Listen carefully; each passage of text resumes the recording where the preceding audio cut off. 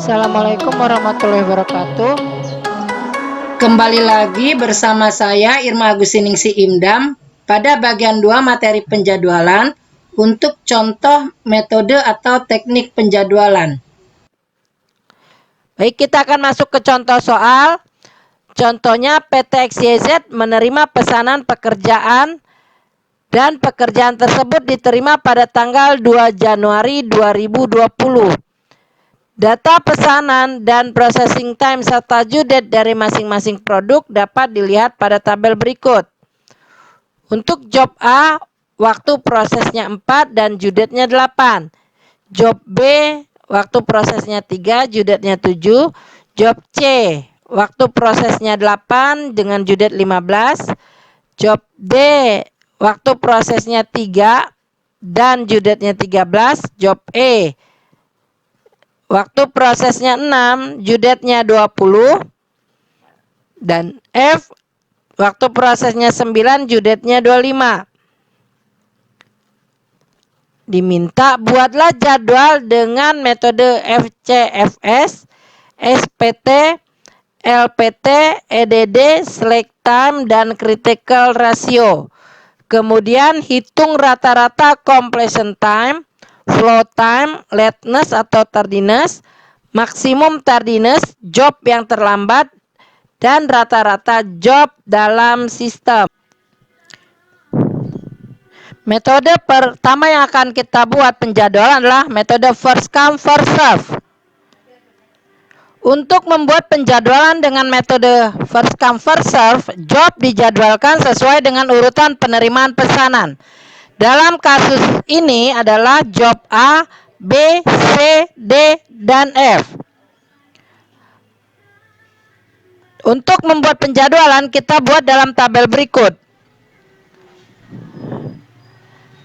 Job A, untuk job yang kita terima, start time kita asumsikan sama dengan 0. Processing time untuk job A adalah 4. Completion time adalah start time ditambah dengan processing time sehingga totalnya adalah 4. Flow time sama dengan completion time sehingga nilainya juga sama dengan 4. Due date dari soal kita dapatkan 8. Untuk lateness atau tardiness yaitu completion time dikurang due date. 4 dikurang 8 sama dengan minus 4. Dari materi sebelumnya kita dapatkan bahwa jika lateness bernilai negatif maka sama dengan tardiness dan sama dengan 0. Kemudian dilanjutkan dengan job B. Processing time job B adalah 3.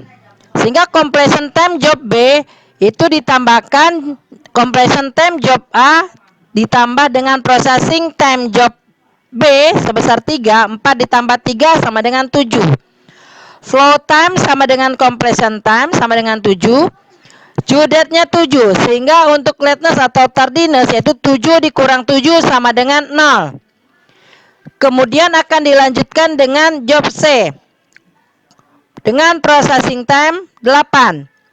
Completion time job C itu 7 dari completion time job B ditambah 8 sama dengan 15. Flow time juga sama dengan completion time sama dengan 15. Dan due date dari soal adalah 15. Sehingga lateness atau tardiness untuk job C adalah 15 dikurang 15 sama dengan 0. Kemudian dijadwalkan lagi untuk job D. Dengan processing time sama dengan 3.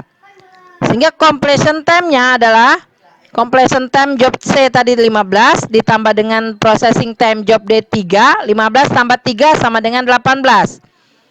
Untuk flow time sama dengan completion time juga 18. Due date dari soal kita dapatkan 13.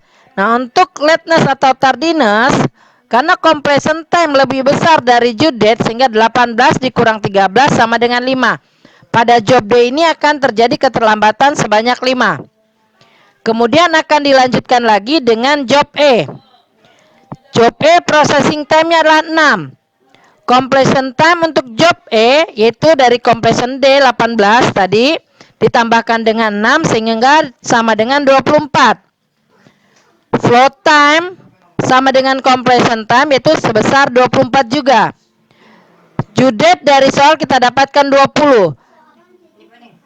Kemudian kita akan hitung lateness atau tardiness. Completion time dikurang dengan due date, 24 dikurang 20 sama dengan 4. Ini juga terjadi keterlambatan sebanyak 4. Dan job terakhir yang kita jadwalkan adalah F dengan processing time sama dengan 9. Completion time untuk job F yaitu 24 ditambah 9 sama dengan 33. Flow time juga sama sebesar 33. Due date untuk job F adalah 25. Lateness atau tardiness didapatkan dari completion time dikurang due date, 33 dikurang 25 sama dengan 8. Setelah kita jadwalkan, berikutnya kita akan menghitung total untuk processing time dari semua job, completion time, flow time, dan lateness ataupun tardiness. Jumlah processing time untuk semua job yaitu job A sampai F itu 4 ditambah 3 tambah 8 ditambah 3 ditambah 6 tambah 9 sama dengan 33. Sedangkan total completion time untuk dimulai dari job A 4 ditambah 7 ditambah 15 ditambah 18 ditambah 24 ditambah 33 sama dengan 101. Flow time karena sama dengan completion time juga sama jumlahnya 101. Untuk lateness atau tardiness itu dari job A sampai job F 0 ditambah 0 ditambah 0 ditambah 5 ditambah 4 ditambah 8 totalnya 17. Langkah berikutnya setelah kita membuat penjadwalan adalah untuk menghitung rata-rata completion time, flow time, lateness ataupun tardiness. Kemudian untuk menghitung maksimum tardiness, jumlah job terlambat dan rata-rata job dalam sistem. Yang pertama yaitu menghitung rata-rata completion time. Dari tabel kita dapatkan sigma dari completion time adalah 101.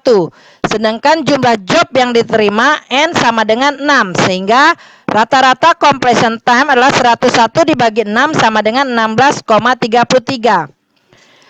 Untuk rata-rata flow time ini sama dengan rata-rata completion time, didapat nilai sebesar 16,33. Kemudian kita akan menghitung rata-rata lateness atau tardiness. Didapatkan dari sigma lateness atau tardiness dibagi dengan jumlah pekerjaan, yaitu dari tabel tadi sigma lateness atau tardiness adalah 17 dibagi dengan jobnya 6, sehingga 17 dibagi 6 sama dengan 2,83. Maksimum tardiness dari tabel untuk metode first come first serve adalah 8 hari. Jumlah job terlambat dari tabel juga kita dapatkan sebanyak 3 job. Selanjutnya kita akan menghitung rata-rata job dalam sistem, yaitu sama dengan sigma flow time dibagi dengan sigma processing time, yaitu sebesar 101 dibagi 33 sama dengan 3,01 atau sama dengan 3 job. Metode kedua adalah short processing time. Langkah pertama untuk menggunakan metode short processing time adalah urutkan dari proses time terkecil, yaitu job B sama dengan 3, job D sama dengan 3, A sama dengan 4, E sama dengan 6, C sama dengan 8, dan F sama dengan 9. Langkah kedua adalah membuat penjadwalan. Jadwal yang pertama kita buat adalah job B dengan processing time 3. Completion time didapat dari 0, start time 0 ditambah 3 sama dengan 3. Flow time sama dengan completion time sama dengan 3. Due date untuk job B adalah 7. Sehingga tardiness dengan cara yang sama seperti telah dijelaskan sebelumnya, didapat tardinessnya sama dengan 0. Job yang kedua kita urutkan adalah job B dengan processing time sama dengan 3. Completion time untuk job D adalah 3 ditambah 3 sama dengan 6. Flow time sama dengan completion time sama dengan 6. Due date untuk job D adalah 13. Sehingga pada job D ini tardinessnya juga sama dengan 0. Job yang ketiga adalah job A dengan processing time sama dengan 4. Completion time untuk job A adalah 6 ditambah 4 sama dengan 10. Flow time juga sama dengan 10. Due date untuk job A ini adalah 8. Karena completion time lebih besar daripada due date, maka job A ini akan mengalami keterlambatan sebesar 2. Kemudian dilanjutkan dengan job E. Completion dengan waktu processing 6. Completion time dari job E adalah 10 ditambah 6 sama dengan 16. Flow time-nya juga sama dengan 16. Due date untuk job E adalah 20. Karena completion time lebih kecil daripada due date, maka tidak akan terjadi keterlambatan. Kemudian job yang kelima adalah job C dengan processing time sama dengan 8. Completion time-nya adalah 16 ditambah 8 sama dengan 24. Flow time juga sama dengan completion time 24. Due date untuk job C adalah 15. Lateness atau tardiness untuk job C ini terjadi keterlambatan sebesar 9, didapat dari 24 dikurang 15. Kemudian job yang terakhir dijadwalkan adalah job F dengan processing time 9. Completion time dan flow time untuk job F ini adalah 24 ditambah 9 sama dengan 33. Due date untuk job F ini adalah 25. Sehingga karena akan terjadi keterlambatan karena completion time lebih besar daripada due date, yaitu sebesar 8. Setelah itu kita jumlahkan untuk total dari processing time, completion time, flow time, dan lateness, dan didapat processing time sebesar 33, completion time dan flow time sama, yaitu sebesar 92, dan lateness ataupun tardiness sebesar 19. Setelah melakukan penjadwalan, kemudian langkah berikutnya kita akan masuk ke langkah 3, yaitu menghitung rata-rata completion time, flow time, lateness ataupun tardiness, maksimum tardiness, jumlah job terlambat, dan rata-rata job dalam sistem untuk metode processing time. Rata-rata completion time untuk SPT yaitu didapat dari 92 dibagi 6 sama dengan 15,33. Rata-rata flow time sama dengan rata-rata completion time yaitu sebesar 15,33. Rata-rata lateness atau tardiness yaitu didapat dari 19 dibagi 6 sama dengan 3,17. Sedangkan maksimum tardiness adalah 9 hari. Jumlah job terlambat sebanyak 3 job. Dan rata-rata job dalam sistem adalah 92 dibagi 33 sama dengan 2,78. Atau metode yang ketiga adalah long processing time. Langkah pertama pada metode ini adalah urutkan dari processing time terbesar, yaitu job F dengan waktu 9, C sama dengan 8, E sama dengan 6, A sama dengan 4, B sama dengan 3, dan D sama dengan 3. Langkah kedua adalah membuat penjadwalan. Jadwal yang pertama kali dijadwalkan adalah job F dengan processing time sama dengan 9. Completion time dan flow time untuk job F adalah 9, didapat dari 0 ditambah 9. Due date untuk job F adalah 25, sehingga lateness atau tardiness-nya sama dengan 0. Kemudian yang kedua adalah job C dengan processing time 8. Completion time dan flow time-nya adalah 9 tambah 8 sama dengan 17. Due date job C ini adalah 15, sehingga job C akan mengalami keterlambatan, yaitu 17 dikurang 15 sama dengan 2. Job yang ketiga dijadwalkan adalah job E dengan processing time sama dengan 9. Completion time dan flow time untuk job E adalah 17 ditambah 6 sama dengan 23.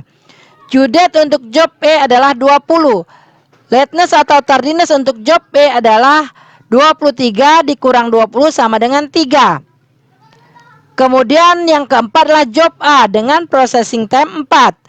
Completion time untuk job A sebesar 27, didapat dari 23 ditambah 4. Flow time-nya sama sebesar 27. Kemudian due date dari job A adalah 8, sehingga akan mengalami lateness atau tardiness, yaitu 27 dikurang 8 sama dengan 19. Job yang kelima adalah B dengan processing time 3.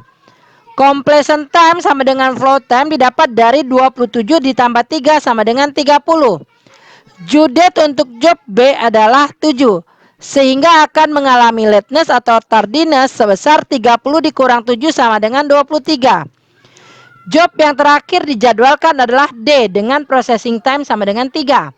Sehingga completion time sama dengan flow time, yaitu 30 ditambah 3 sama dengan 33. Due date-nya adalah 13. Sehingga lateness atau tardiness untuk job D adalah 33 dikurang 13 sama dengan 20. Setelah kita melakukan penjadwalan dengan metode long processing time atau LPT, kemudian kita akan menghitung total dari processing time, completion time, flow time, lateness ataupun tardiness. Dan didapat hasilnya untuk processing time sama dengan 33, completion time sama dengan flow time yaitu sebesar 139, lateness atau tardiness didapat sebesar 67. Setelah itu, langkah berikutnya, langkah ketiga, kita akan menghitung rata-rata completion time, flow time, lateness atau tardiness, maksimum tardiness, jumlah job terlambat dan rata-rata job dalam sistem dengan metode long processing time. Dan hasilnya untuk rata-rata completion time yaitu 139 dibagi 6 sama dengan 23,17.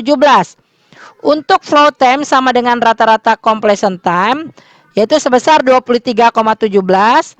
Rata-rata lateness atau tardiness didapat dari 67 dibagi 6 sama dengan 11,17.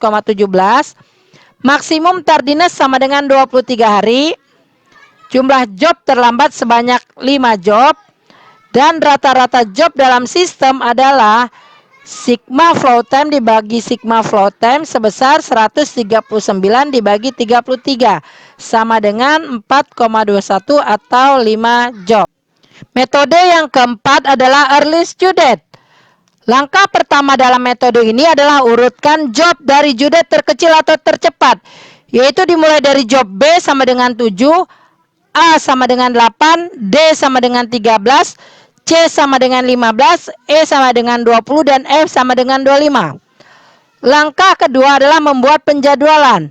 Dimulai dari job B dengan start time 0, processing time sebesar 3, sehingga completion time sama dengan flow time yaitu 0 ditambah 3 sama dengan 3. Due date sama dengan 7, maka tidak ada keterlambatan, yaitu tardiness ataupun lateness sama dengan 0.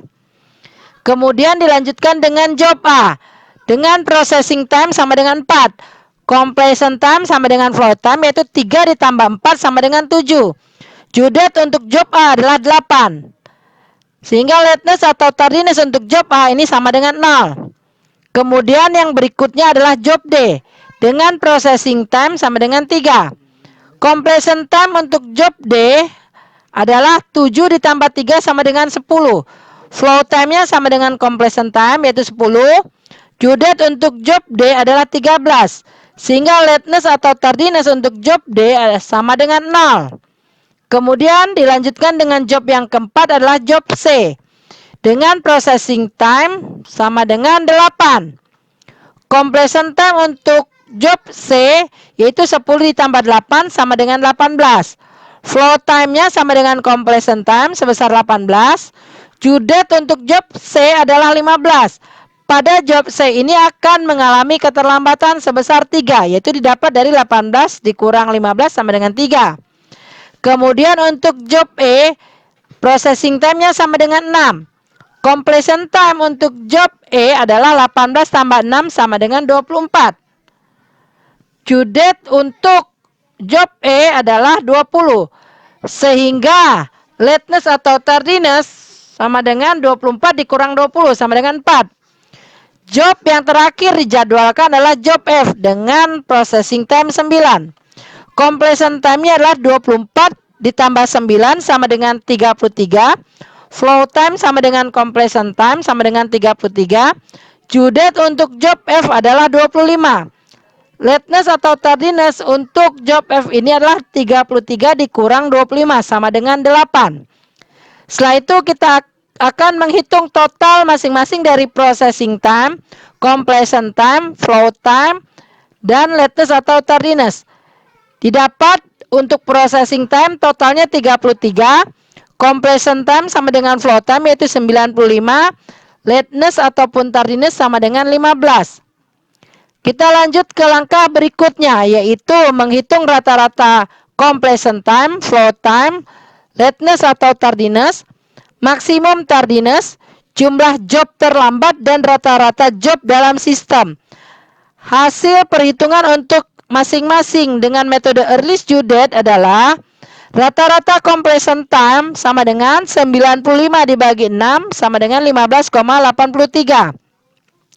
Kemudian rata-rata flow time yaitu 95 dibagi 6 juga sama dengan 15,83. Rata-rata lateness atau tardiness yaitu 15 dibagi 6 sama dengan 2,5. Maksimum tardiness adalah 8 hari. Jumlah job terlambat sebanyak 3 job. Dan rata-rata job dalam sistem adalah 95 dibagi 33 yaitu 2,88 atau mendekati 3 job. Metode yang kelima adalah slack. Langkah pertama itu menghitung slack time. Slack time didapatkan dari due date dikurangi dengan processing time. Contoh untuk slack job A sama dengan 8 dikurang 4 sama dengan 4. Kita lihat tabelnya. Nah, untuk slack B adalah sama, jumlahnya 4. Untuk slack C, jumlahnya 15 dikurang 8 sama dengan 7. Slack D, 13 dikurang 3 sama dengan 10. Slack untuk E adalah 20 dikurang 6 sama dengan 14. Dan slack F adalah 25 dikurang 9 sama dengan 16. Ini adalah langkah kedua, yaitu urutkan job dari slack terendah. Jika dimulai dari job A, maka sama dengan FCFS. Untuk kasus ini kita mulai dari job B, sehingga urutannya adalah B, A, C, D, E, dan F. Langkah ketiga adalah membuat penjadwalan. Jadwal yang pertama kita lakukan adalah untuk job B dengan processing time 3. Completion time sama dengan flow time, yaitu didapat 3 dari 0 ditambah 3. Due date-nya adalah 7 sehingga lateness atau tardiness-nya sama dengan 0. Dilanjutkan dengan job A yaitu dengan processing time 4 sehingga total completion time untuk job A adalah 3 ditambah 4 sama dengan 7. Flow time juga sama yaitu sama dengan 7. Due date untuk job A adalah 8 sehingga lateness dan tardiness-nya juga sama dengan 0. Job yang ketiga kita jadwalkan adalah job C dengan processing time 8. Completion time dan flow time untuk job C adalah 7 ditambah 8 sama dengan 15. Due date untuk job C adalah 15. Sehingga lateness dan tardiness untuk job C sama dengan 0. Job yang keempat adalah job D dengan processing time sama dengan 3. Nilai completion time dan flow time untuk job D adalah 15 ditambah 3 sama dengan 18. Due date dari job D adalah 13. Pada job D akan mengalami keterlambatan yaitu 18 dikurang 13 sama dengan 5. Untuk job yang kelima adalah job E dengan processing time adalah 6. Completion time sama dengan flow time yaitu 18 ditambah 6 sama dengan 24. Due date untuk job E adalah 20. Lateness atau tardiness untuk job E adalah 4 yaitu didapat dari 24 dikurang 20. Job yang terakhir kita jadwalkan adalah job F dengan processing time 9. Completion time dan flow time untuk job F ini yaitu 24 tambah 9 sama dengan 33.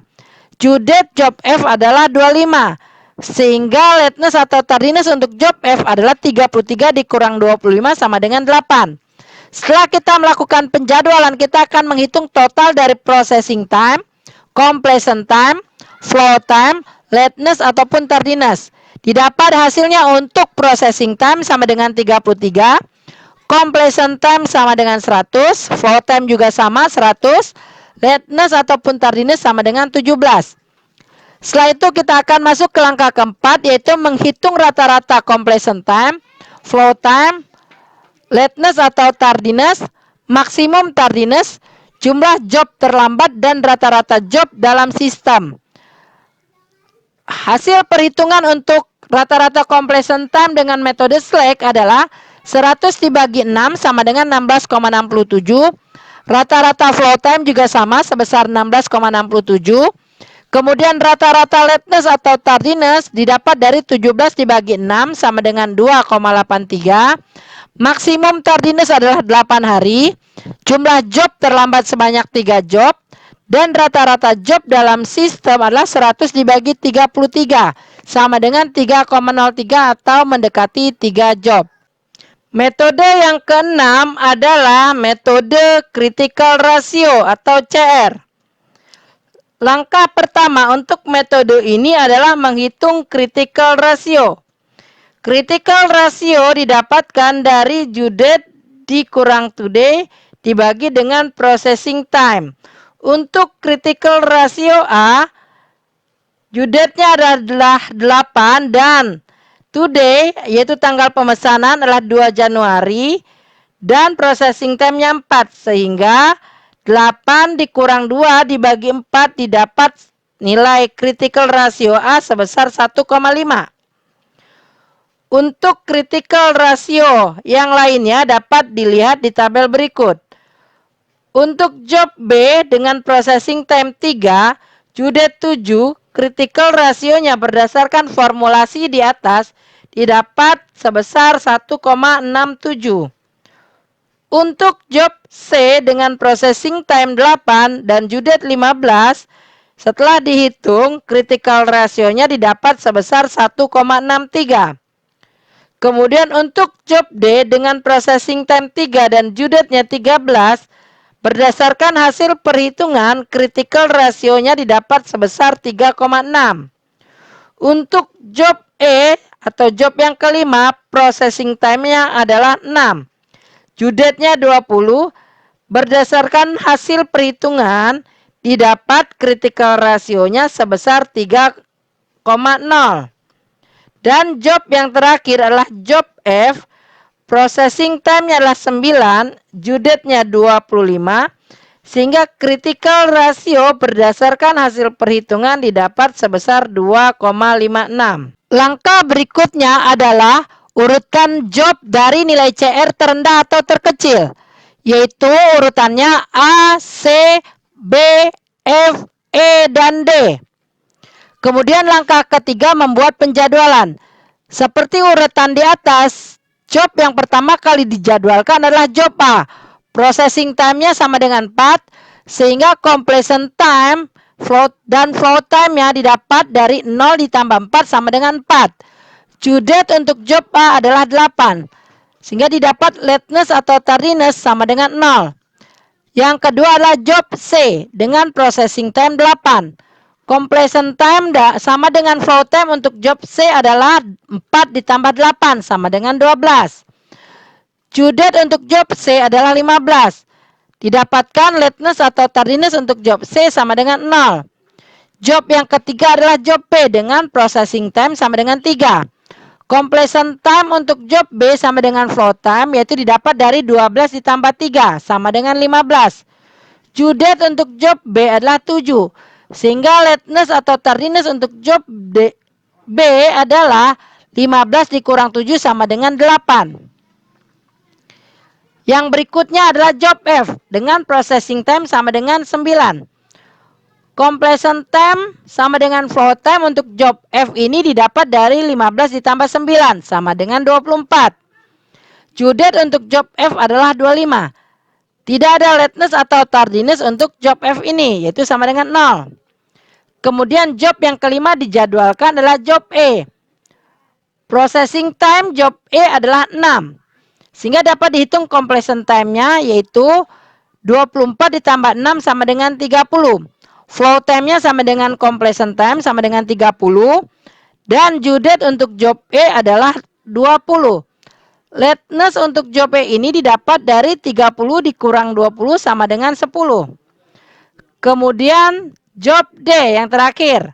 Processing time dari job D adalah 3. Completion time sama dengan flow time pada job D ini didapat dari 30 ditambah 3 sama dengan 33. Due date untuk job D adalah 13. Sehingga lateness atau tardiness untuk job D ini 33 dikurang 13 sama dengan 20. Setelah kita melakukan penjadwalan, kita akan menghitung total dari processing time dan didapat nilainya adalah 33. Completion time totalnya 118, float time juga 118, dan lateness atau tardiness adalah sebesar 38.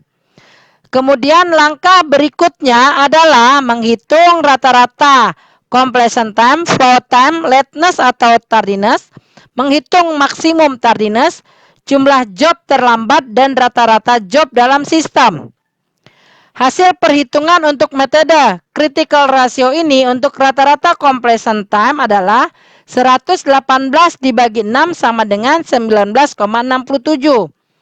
Rata-rata flow time juga sama 19,67. Kemudian untuk rata-rata lateness atau tardiness adalah 38 dibagi 6 sama dengan 6,33. Maksimum tardiness pada critical ratio ini adalah 20 hari. Jumlah job terlambat sebesar 3 job. Dan rata-rata job dalam sistem adalah 118 dibagi 38 sama dengan 3,11 atau mendekati 3 job. Setelah kita menghitung beberapa metode untuk penjadwalan, langkah selanjutnya adalah melakukan pemilihan metode penjadwalan. Kita lihat pada tabel berikut. Untuk FCSFS rata-ratanya ada rata-rata completion time-nya adalah 16,33 hari. Flow time-nya sama 16,33 hari. Lateness atau tardiness rata-ratanya untuk FCFS adalah 2,83 hari. Maksimum tardiness 8 hari. Jumlah job terlambat 3 job. Rata-rata job dalam sistem 3 job. Untuk SPT, CT rata-rata 15,33, FT rata-rata 15,33, rata-rata tardiness adalah 3,17, maksimum tardiness 9, jumlah job terlambat 3 job, rata-rata job dalam sistem 3 job. Kemudian untuk metode LPT, CT rata-rata 23,17, FT rata-rata sama 23,17, rata-rata tardinessnya 11,17, maksimum tardinessnya adalah 23, jumlah job terlambat 5, rata-rata job dalam sistem ini 5. Sementara dengan metode EDD, CT rata-rata adalah 15,83 hari, FT rata-rata sama 15,83, rata-rata tardiness adalah 2,5, maksimum tardiness adalah 8, jumlah job yang terlambat 3 job, rata-rata job dalam sistem 3 job. Untuk metode yang terakhir yaitu critical ratio, CT rata-rata sama dengan 19,67, FT rata-rata juga sama 19,67, rata-rata tardiness adalah 6,33, maksimum tardiness 20, jumlah job terlambat 3 job, rata-rata job dalam sistem juga 3 job. Jika kita lihat secara keseluruhan di tabel ini, rata-rata jumlah job yang terlambat dan rata-rata job dalam sistem ada 5 metode yang sama, yaitu sebesar 3 job, kecuali LPT atau long processing time sebanyak 5 job. Melakukan pemilihan metode penjadwalan jika kita ingin meminimalkan float time atau completion time, metode yang dipilih adalah short processing time. Sedangkan meminimasi rata-rata keterlambatan, metode yang dipilih adalah early student. Demikian penjelasan untuk metode penjadwalan. Sampai ketemu lagi di materi berikutnya. Dengan saya Irma Agustiningsih Imdam. Assalamualaikum warahmatullahi wabarakatuh.